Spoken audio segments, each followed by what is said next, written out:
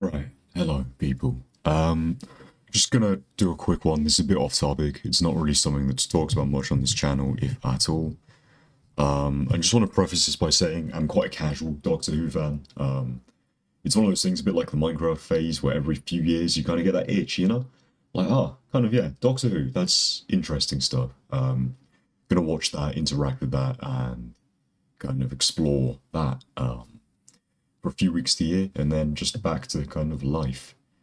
And upon finishing this most recent series, was watching it along with a friend. So shout out Freya, if you're watching this, you probably are because you're terminally online. But regardless, slight spoilers, but the current Doctor regenerates into, well, Billie Piper. Now, if you're not familiar with who Billie Piper is, she's the actress that played a previous iteration of a companion in Doctor Who.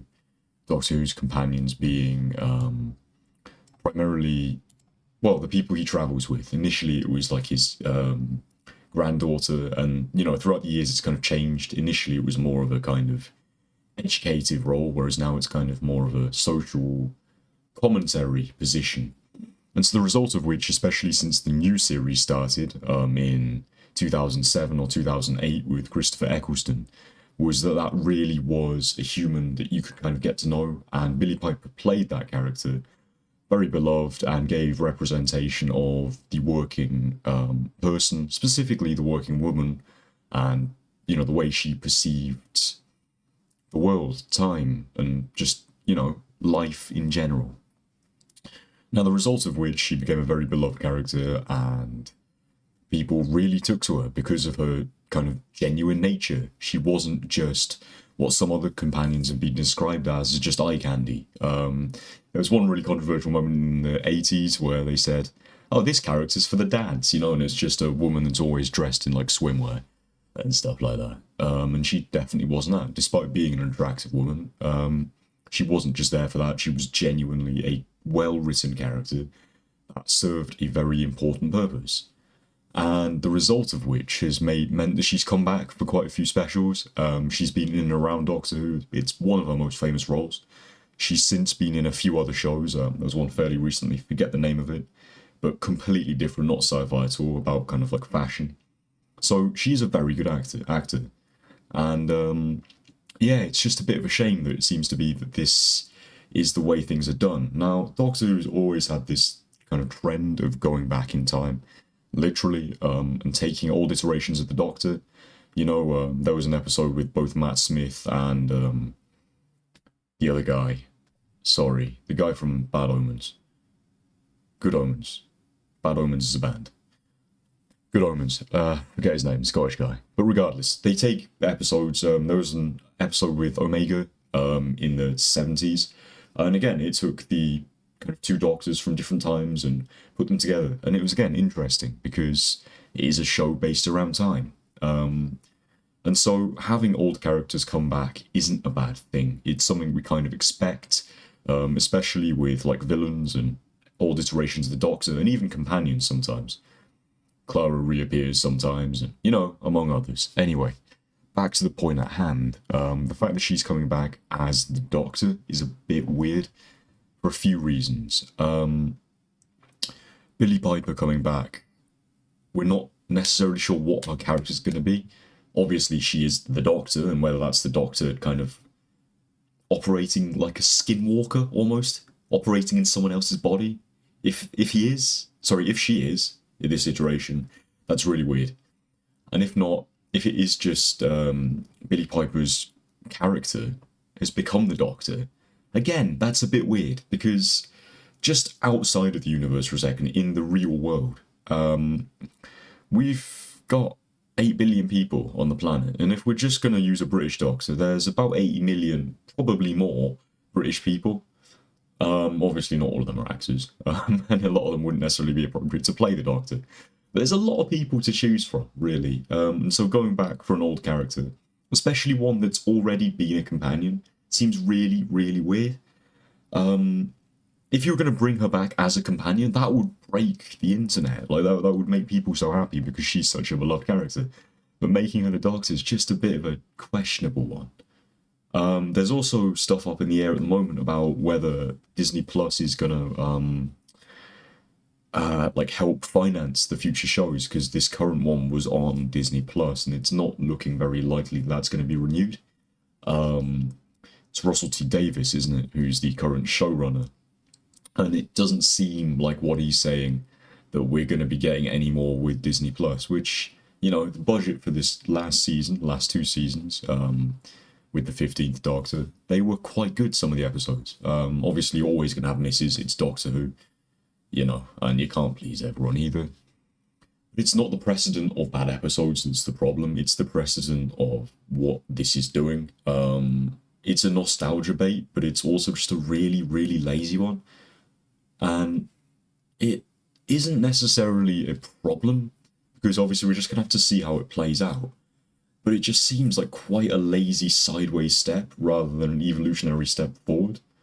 The show, pretty much since the end of the Capaldi era, has just been in a really weird state in terms of fan base as a whole. A lot of people obviously using buzzwords like "it's gone woke" or "it's virtue signaling," which there was a video about a few, probably weeks, if not months ago now, that was made on this channel about that whole concept in relation to Andor, the Star Wars show, and why the word woke is actually just kind of meaningless when it comes to media representation, especially.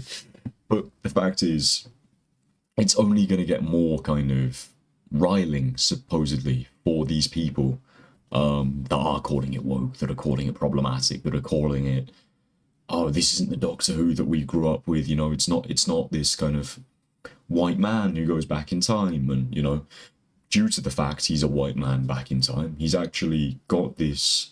And sorry if this sounds too, you know, being that woke friend, but he has that privilege of being a white dude that's able to travel back in British history. A lot of the time it is British history.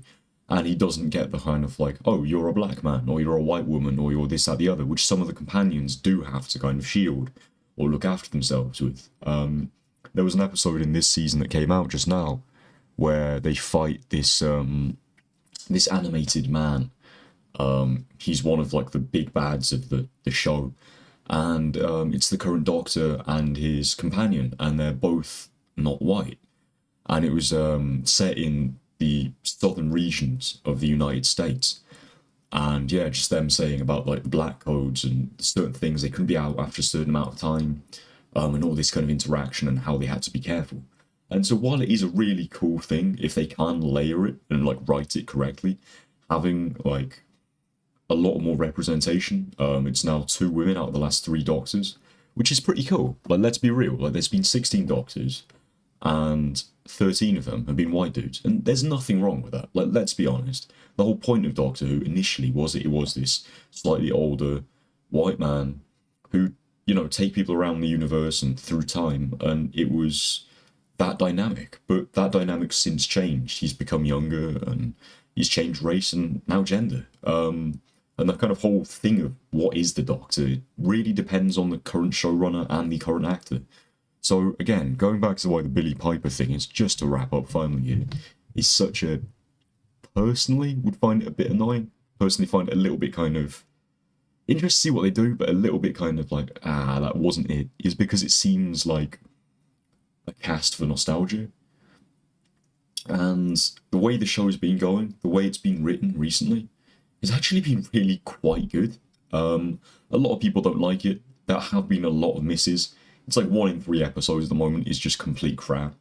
Or not complete crap, but like hasn't been anything memorable. And there haven't been many super memorable episodes that you'll be talking about in 5 years, say. But in terms of the actual episodes and the feeling of them, it is a lot more socially driven now.